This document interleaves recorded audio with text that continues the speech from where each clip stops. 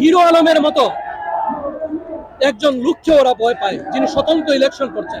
এই জালিম ফ্যাসিস্ট সরকার ক্ষমতার মস্তক থেকে না নামা পর্যন্ত আমাদের এই সংগ্রাম এক দফার আন্দোলন চলবে ইনশাল্লাহ। বিএনপি যখনই কোনো কর্মসূচি ঘোষণা করে, ওদের কোনো কর্মসূচি নেই, সেই দিন ওই কর্মসূচির অনুরূপ আরেকটি কর্মসূচি ওরা পালিত করে।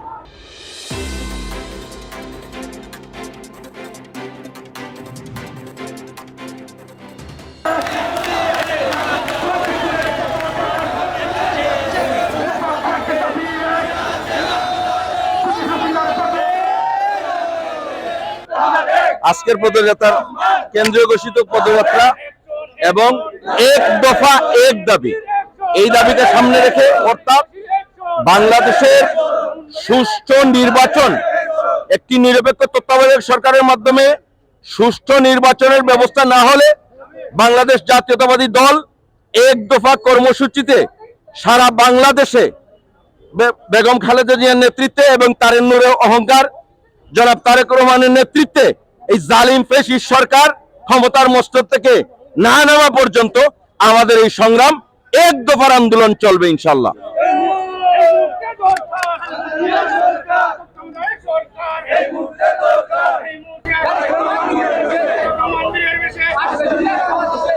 বিএনপির চলমান কর্মসূচি, এটা কেন্দ্রীয় কর্মসূচি। আপনারা দেখবেন আওয়ামী লীগের রাজনীতি কত দেউলিয়াত্মক রাজনীতি পরিণত হয়েছে ইতিমধ্যে। বিএনপি যখনই কোনো কর্মসূচি ঘোষণা করে, ওদের কোনো কর্মসূচি নেই, সেই দিন ওই কর্মসূচির অনুরূপ আরেকটি কর্মসূচি ওরা পালিত করে। এটা দেখেছেন গতদিন আমরা আমাদের এই যে তারুণ্যের সমাবেশের সময় এই আল্লেমাদের সভাতে গুটি কয়েক লোক নিয়ে পাল্টা একটি সমাবেশ করেছে। প্রতিদিন বিএনপির কর্মসূচির পাল্টা কর্মসূচি, ওদের কোনো নির্দিষ্ট এজেন্ডা নাই, নিজেদের কর্মসূচি নেই। এটাই আওয়ামী লীগ রাজনীতির দেউলিয়াত্ব। আপনারা দেখেছেন বিএনপিতে যে ইস্যুতে আজকে আন্দোলন হচ্ছে, দ্রব্যমূল্যের ঊর্ধ্বগতি, যে ইস্যুতে আজকে আন্দোলন হচ্ছে, মানুষের ভোটাধিকার এবং বাতের অধিকার ফিরিয়ে আনার যে সংগ্রাম, সেই সংগ্রামে আজকে দেখছেন গতকালকে একটা উপনির্বাচন গেছে, তথাকথিত উপনির্বাচন, এগুলো তো কেউ যায় না। এখন মানুষ 7-8% মানুষও সেখানে উপস্থিত হয় না, কিন্তু এদের অবস্থা কি? হিরো আলমের মতো একজন লোককে ওরা ভয় পায়, যিনি স্বতন্ত্র ইলেকশন করছেন।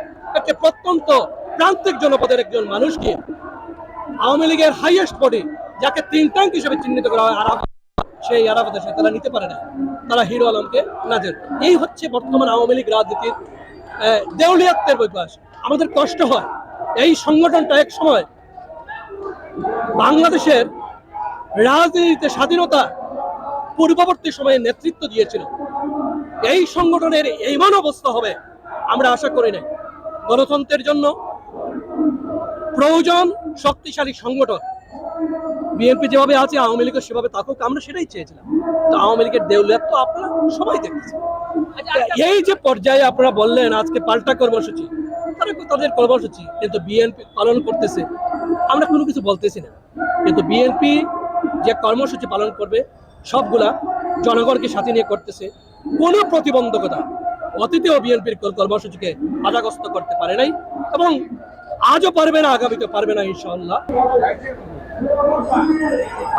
হাসিনার হাত থেকে, এই বর্তমান দখলদার সরকারের হাত থেকে বাংলাদেশকে উদ্ধার করতে, যাতে একটি তত্ত্বাবধায়ক সরকারের অধীনে, নির্দলীয় নিরপেক্ষ তত্ত্বাবধায়ক সরকারের অধীনে একটি গ্রহণযোগ্য, অংশগ্রহণমূলক, স্বচ্ছ, সুষ্ঠু নির্বাচন করা যায়।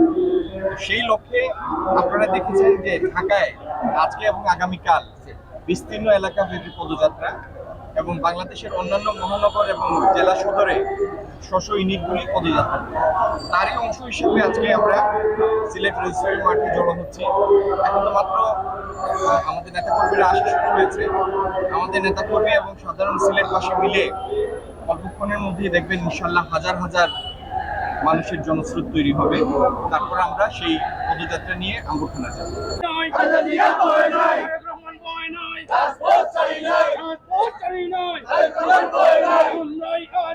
আমরাই